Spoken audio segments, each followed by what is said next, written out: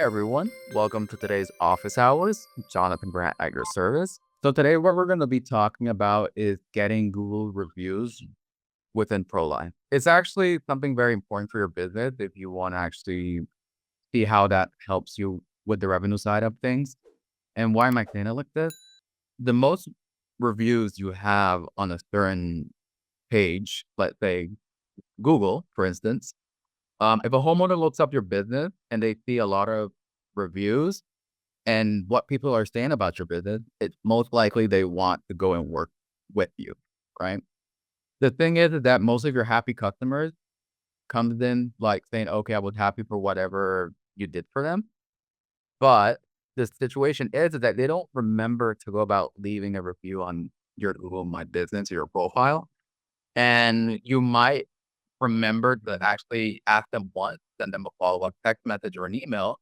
But in most cases, if that's manual, you might, forget to do a follow-up, or they might even forget to go about doing it. So within ProLine, we're gonna show you how to set that up, set up having the Google My Business page or Google profile, and how workflows, which is our automation engine, would help you out. So it can constantly follow up with those customers long term. And that way they can remind themselves to go about doing that. So with that being said, I'm going to go about sharing my screen. From this demonstration, I'm going to be doing it from whenever a job has finally hit paid and closed. Um, it's going to vary by business. Some businesses might want to go about asking for the review request upon whenever an inspection has already been finished, or some people would prefer at the end of the job, right? It's going to depend on each use case. But either way is achievable. You would just have to analyze at what point you would like to do it for your business. So from here, I'm going to click on where it says the hamburger menu, then go to company settings. And I'm going to show you two things that are very important from this specific section. First, reviews. So within ProLine, we provide you a review landing page. The review landing page is going to be that sort of help. Like, for example, if a customer, for whatever reason, left you a 3-star review, 2-star, or 1-star, a email notification will be sent out to your admins so they can be aware, like, hey, this specific person left a review on the landing page. Please reach out to them. But we do not do any review gating. So regardless of whatever rating that you leave on the page, is going to push them over to your Google profile, right? Or any other, page that you're going to be using. Most people can use Yelp, Facebook, depends. So in my case, I have it toggle on, and I'm going to show you how that looks at the end of the session. So with that being said, our next session would be locations. So from within locations, I have two: Atlanta, which is my default, and Cartersville. So from Atlanta, I'm going to click the drop down. I'm going to head all the way down to where it says review setting. And from here, I entered, which is www.google.com, just for the example of it. And this is the link that's going to be used for the review landing page.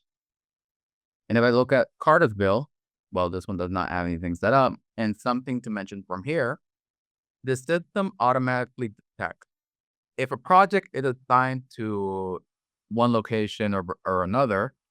There is a variable within our workflow automation that if you use it, it detects the location that project is assigned to, and it directs the person to that specific Google profile or whatever page you're using for reviews, right?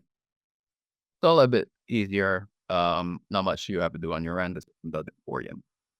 From here, so what I'm going to go about doing is I'm going to show you that when you create a ProLine account, by the way, we provide you some workflow out of the box, and one of them is actually a request.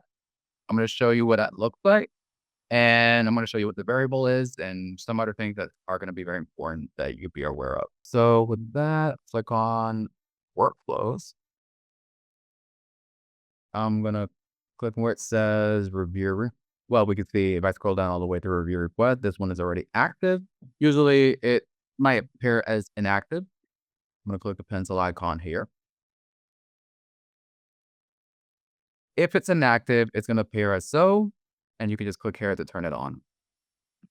So from here, it has a variety of steps. So for whatever specific reason, obviously you would like the the customer to receive additional follow-ups, it will go about doing that for you. I'm gonna click where it says send email, and we can see the wording already here. Something to mention is that on specific email automation steps, we can use a hyperlink that a person can click over and it would direct them to that specific um, page where we're shooting them over to. Right here, we can see that this one that says click here has the Google underscore review underscore URL variable. To find our variables, you just have to click where it says show variables. I'm going to scroll all the way down to where it says location review URL, right? Copy that. You can just click over the word, click this little icon here and copy paste. Not going to save it though, because we already have one right here. Okay. So with that being said, then we have text messages. We have some times like, okay, after a project falls into a specific stage, it waits 5 minutes, then it sends the email and text message. And then after that, it waits another 3 days, 5 days, and so on and so forth. Something to mention in addition to all of this is that let's say the customer responded and say, hey, I already left you a review on your website. I'm sorry, on your Google profile. Obviously, you would not want the automation to continue to run, right? So from here, you can click this little section here, and we can see that when the call, text, or emails are received from contact in this project or within the specific stage and workflow and running on this workflow, it can stop the workflow automatically. Okay. Now, what we're going to go about doing is assigning this specific workflow to a project stage. So from here, I'm going to click on where it says pay and close because that is the case scenario I'm using in this one. I'm going to click the gear icon and we can see this. I'm going to click where it says create trigger. And I'm going to say pay and close. Okay.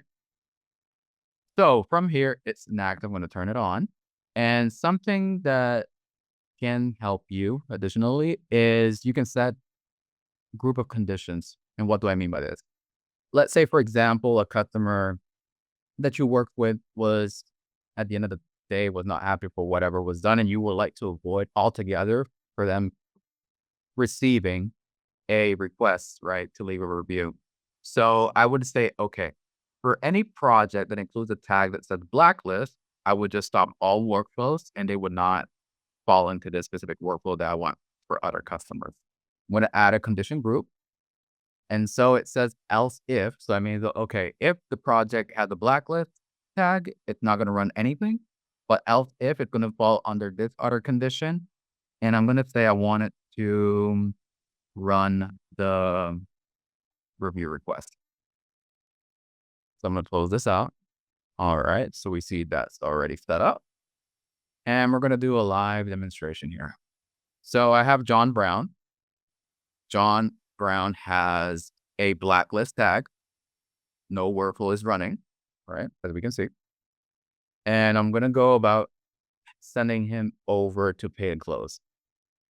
Andy Rivers does not have a workflow active. He does not have any tag that says blacklist. And I'm going to drop him over to pay and close as well. So if I click over John Brown, I click on workflows, nothing happened, right? It did not start any workflow because it has the blacklist tag. But if I click over Andy Rivers and I click over workflows, we can see that this one is specifically running for him. So the first step is supposed to run within the next 4 minutes. I do not want to wait for that period of time since this is a live demonstration. I'm going to click run now.